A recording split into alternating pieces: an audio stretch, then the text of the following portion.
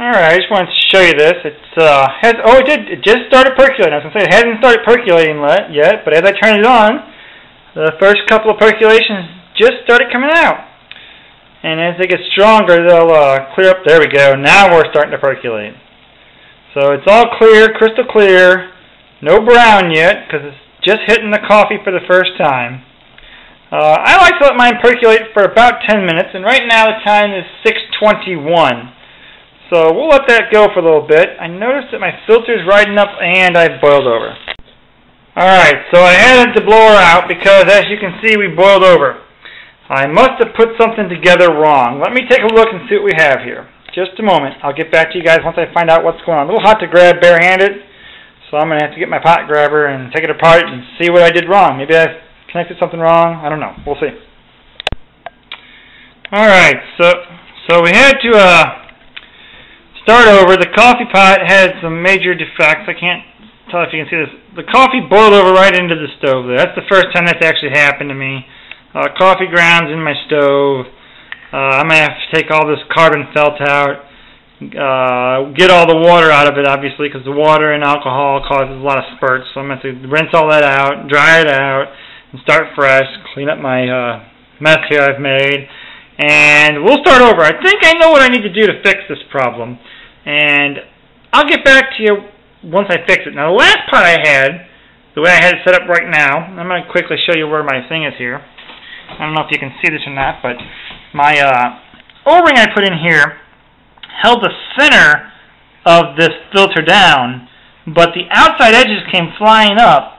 And when they came flying up, well, the holes then got blocked by the coffee that I have in here. So the pressure did build up again. The last time I didn't put this O-ring in on top, and everything kind of stayed just level. So I think that O-ring actually messed me up this time. So I'm going to take that O-ring back out, but I have one more plan that I'm going to try. I'm going to put a metal ring around the outside just for weight purposes to keep this filter down. It seems like when the coffee grounds get wet, they really expand. And once they expand, they take up all the room in here. And then it tends to get too much pressure if these holes clog up, or the coffee grounds boil all the way into the hole and they come out the bottom too. So I got to find a solution to that before I take this thing out in the woods and start hiking and camping and ruin my coffee out there in the woods. Wouldn't be much fun. So we'll try again. Alright, so I added more grounds in. I have everything back in. Getting ready to put my second filter in here. I'm going to put this in here like this again. But this time I think I'm going to top it off instead of an O-ring, something around the outer edges of it just to hold it down a little better. And to be on the safe side, this time I got a pot grabber. This guy, not so good for grabbing things with, especially when they're boiling over. You tend to burn your fingers. So we're going to go ahead and put this in here and get her going again and fire it up.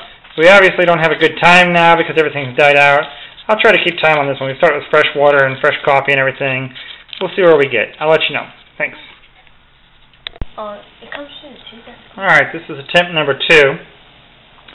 Puts a little ring in there. I haven't decided if that's the best way to do it or not. Just trying it to see what we get. We are percolating now, though. And last time we got about 10 percolates in, and of course it boiled over. So we're going to see if we can percolate without boiling over this time. Okay. Looks like it's percolating pretty fast. I don't know. Coffee grounds are getting pretty high in there. Coming right up to, a lot of steam. Didn't even see that happen. I was watching the pot myself.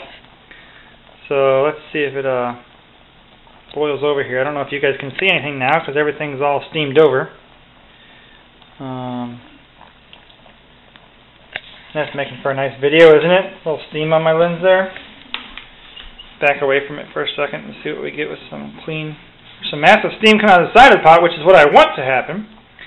I'd rather the steam exit the side of the pot than the top. So the percolation is really nice. You can see while it's percolating what's going on, if your coffee's getting darker.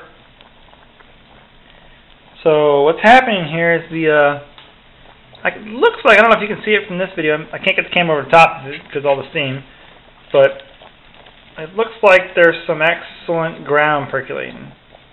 So I'm going to let it percolate for about 5 minutes, and then we'll see what it looks like. I'll see you later.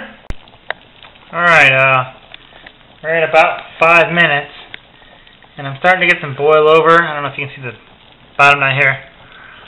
We're getting some steam that is causing